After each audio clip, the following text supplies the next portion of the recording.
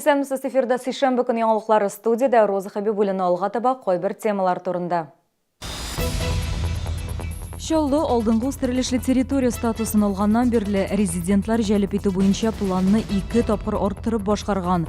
Бу хакта бүген фәнни-гамәли конференцияда фикер алыштылар. Бүгін Шалыда «Созвездие Йылдызлык» Республика яшьләр фестиваленең сайлап алу туры башланды. Анда кемнәр катнаша һәм җиңүчеләр кайчан билгеле булачак, Римма Султанова белеште. Шаллыда ОРЗ һәм грипп буенча карантин бетерелде. Авыручылар саны кимүгә бәйле рәвештә бу хакта баш санитар табиб кул куйган карар дөнья күрде. Исегезгә төшерәм, шәһәрдә карантин режимы январь ахырында кертелгән иде.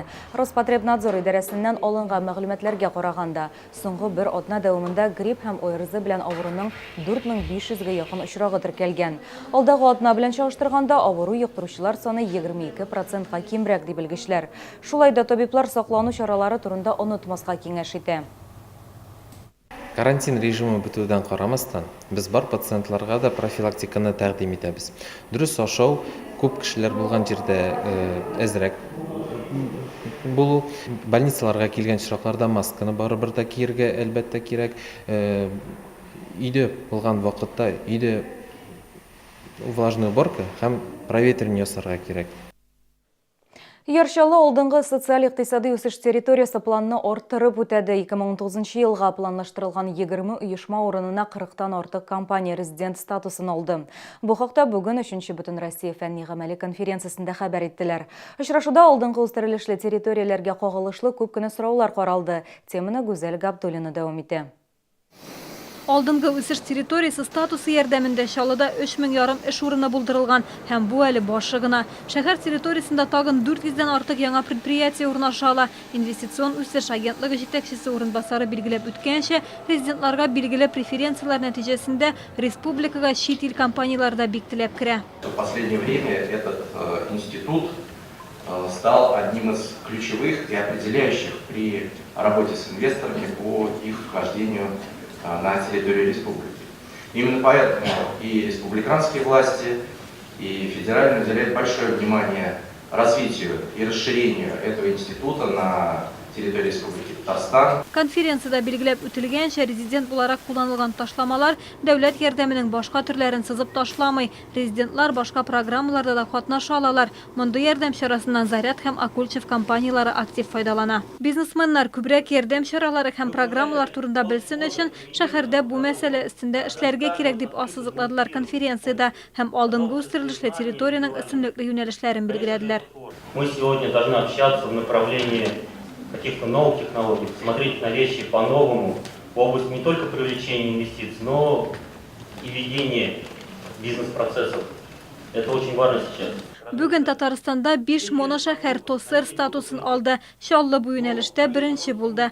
Фәнни конференцияда төрле шәһәрләрдән резидентлар да катнашты. Чараның төп максаты тәҗрибә уртаклашу һәм алдынгы үсеш территориясына кагылышлы көнүзәк мәсьәләләр буенча фикер алышу. Гүзәл Габдуллина, Ленар Султанов, Яңалыклар.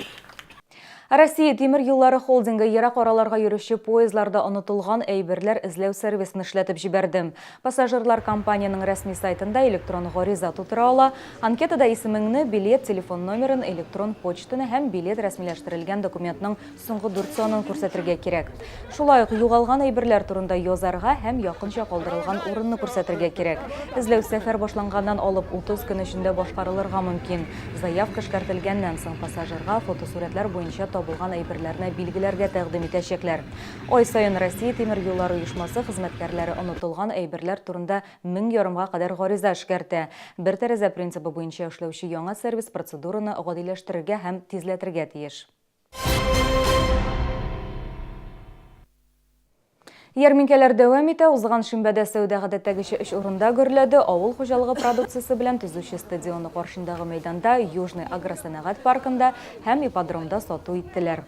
9 муниципаль районнан барлыгы 47 тонна продукция китерелгән иде. Шәһәрдәшләргә кулай бәядән ит, бал, яшелчә һәм башка төрле азык-төлек алу мөмкинлеге тудырылды. Ярминкәләрнең чираттагысы 9 мартта гадәттәгечә алдан расланган 3 мәйданда узачак.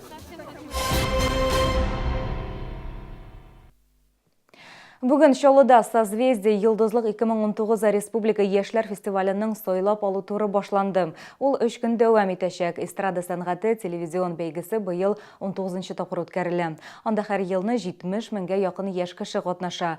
Йылдызлык аларга үз талантларын күрсәтү, алга таба үсү һәм остару өчен бик яхшы баскыч. Тулырак хәбәрчеләребездән. Звезды над ними плывут, птицы с тобой говорят, и деревья поют. Сойлап алу турының бірінші күні КамАЗ мәдәният сарайы сәхнәсендә 5 яшьтән 15 яшькә кадәрге чаллы балалары, 70 җырчы, 19 иҗат коллективы. Алар бүген 3 номинациядә ярыша: вокал-соло, вокаль-ансамбль һәм конферанс. Йылдызлык балалар өчен дә, аларның әти-әниләре, педагоглар өчен дә зур форсат. Танылган вокал укытучысы Әлфия Зайнуллина 2003 елдан алып, ел сайын фестивальгә берничә баланы әзерли. Иң башлаган балалар уже җырчылар булдылар. Ул Эльмира Гильфанова, ул Широких Роман Гран-при алды 15 елны. Һәм Мусин Дамир, һәм күбесе инде күп балалар. Президентка рәхмәт әйтәсе килә, шу хәтле зур поддержка безнең балаларга биргән өчен.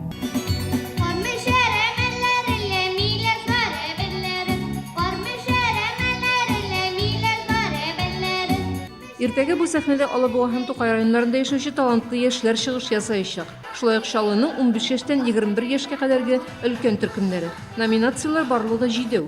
Иң күп катнашучылар вокал-соло һәм хореографиядә. Ә менә Илгиз кебек конференция булырга теләүчеләр бик күп түгел.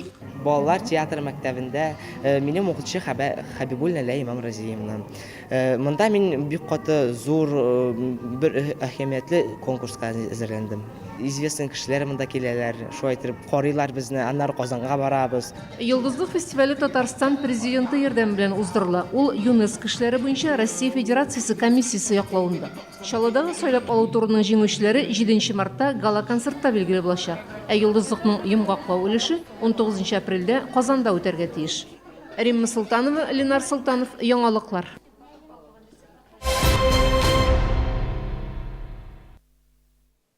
Балык деликатеслары кулай бәядән Экспокама күргәзмә үзәгендә Камчаткадан балык һәм уылдык дип аталган ярминкә уза. Экспокама күргәзмә үзәгенә килүчеләрне искиткеч хуш исләр каршы ала. Камчаткадан балык һәм уылдык павильонында балыкларның 35 төре тәкъдим ителгән. Шул исәптән чавыча, нерка, белорыбица, кижуч, палтус та бар. Она не выращенная, дикая рыба, ее только отлавливают. Чавыча слабосоленая, селедочка слабосоленая, остальное у нас все горячего холодного копчения. Коптят ее на ольхе, на дубе, на вишне. Хәтта иң таләпчән сатып алучылар да чавыча һәм белорыбицаның тәмен бәяләячәк. Өстәвенә балык алыштыргысыз микроэлементларга, омега-3 май кислоталарына бай. Шулай ук Чаллы халкына сыйфатлы уылдык та тәкъдим итәләр. Аппетитная, свеженькая. Красавица рыбка. И аромат хороший, на запах пришла. Это я в подарок купила. Камчаткадан балык һәм уылдык павильоны Экспокама күргәзмә үзәгендә 10 мартка кадәр эшләячәк. Деликатеслардан авыз итәргә һәм якыннарыгызны сыйларга ашыгыгыз. Бүгенге гамнашлар, мин сезнең белән сау булашам, исән сау булыгыз.